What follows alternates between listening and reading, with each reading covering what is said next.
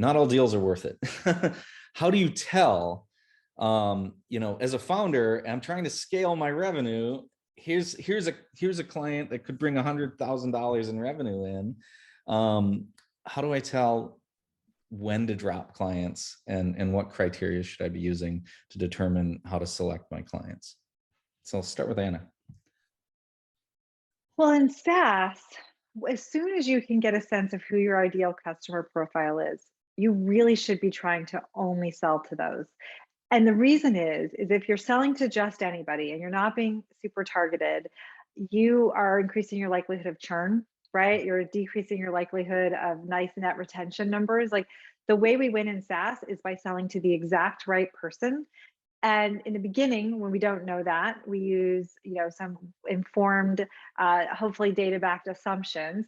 But the second we've got some critical mass on our customer base, we need to be looking at who do we expand, who do we churn out, and let's get even in the early days, I'll get a best bet and a steer clear of. Before I can get a really confident ICP that's data driven, I'll at least try to use some of the data to say to the team, steer clear of deals that look like this, companies that look like this, and double down on companies that look like this. So I think for me, it's really about sell to your ICP, sell to pains that you can actually solve.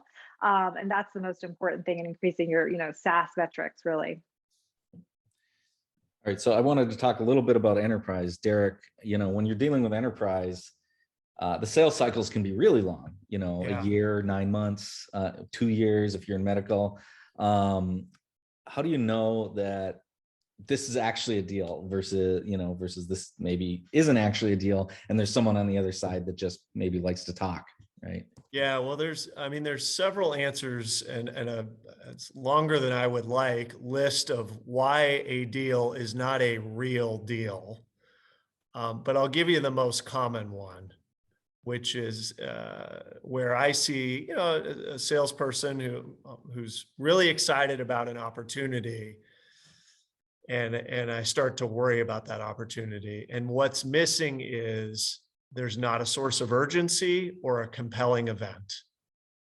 So there's a whole bunch of other reasons why deals aren't truly qualified and aren't real. But if that ingredient isn't there, yeah, you might eventually convince them, to do a deal with you, but it's going to take forever and your odds of success are dramatically lower. So if I had to pick one thing, if I'm a founder and I got 10 minutes to spend with one of my sales leaders on 3 or 4 deals, I would want to hear about source of urgency / the compelling event that is going to trigger them to take action, because otherwise inertia wins 8 days a week. The most unpopular thing I do when I help sales teams stand up their playbooks is I have this rule that a prospect has to be working the deal with the rep, because what usually you see is the rep is doing all the work and they're pulling the prospect through, because a lot of prospects don't actually like to say no, right? And they'll just kind of hang out with you in the sales cycle forever. So I keep a pretty black and white, rigorous rule that makes me highly unpopular about, you've got to see engagement. You've got to see that they're hanging up the phone and going to do the work too, and not just the rep. So that's one way. It's just like, are they actively engaged in trying to buy this? Or are we just, forcing them through? Yeah, I mean, it's the emotional part, right? And humans buy off emotion, and then they try to validate or justify that decision off the facts. And I think the same thing happens with salespeople and working opportunities. They put so much time into it. And if you see that your coach or your internal sponsor isn't moving you up the influence ladder or introduce you to anyone else in the organization, that's a tell that, they're not helping you win there. And now they've moved you into as the relationship sales model, which has the lowest return. And I think the greatest book I've ever read in sales and the training I've been through is The Challenger Sell. Speaks to this exact thing where, relationship sales, the days of just, I have a strong relationship, they're going to move me through, I have the lowest return. And I've always said, don't ever let someone that can't be your yes be your no. And when you just buckle down onto that one relationship and they're not moving you up or sideways and really kind of helping you understand the way that they buy, then you've allowed someone that can't be your ultimate yes be your no. And you have to cut bait. Yeah.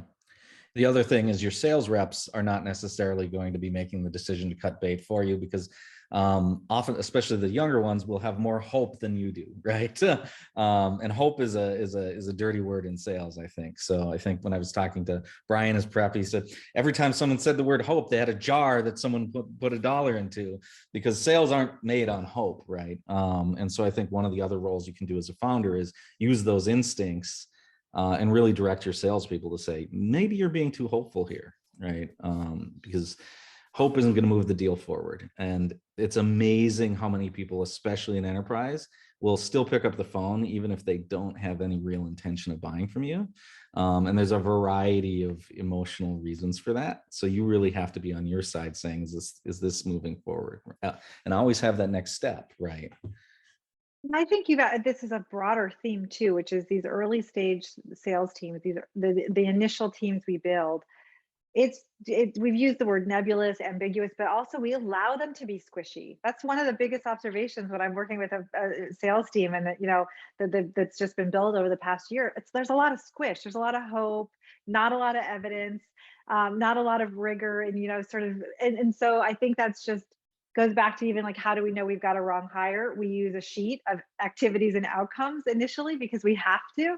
It's the same kind of thing. Like, we can't have this like squishy, the worst thing is when you ask a rep what's happening and they tell you like 10 minutes of everything, but not like what's actually happening and what is the likelihood that this is closing.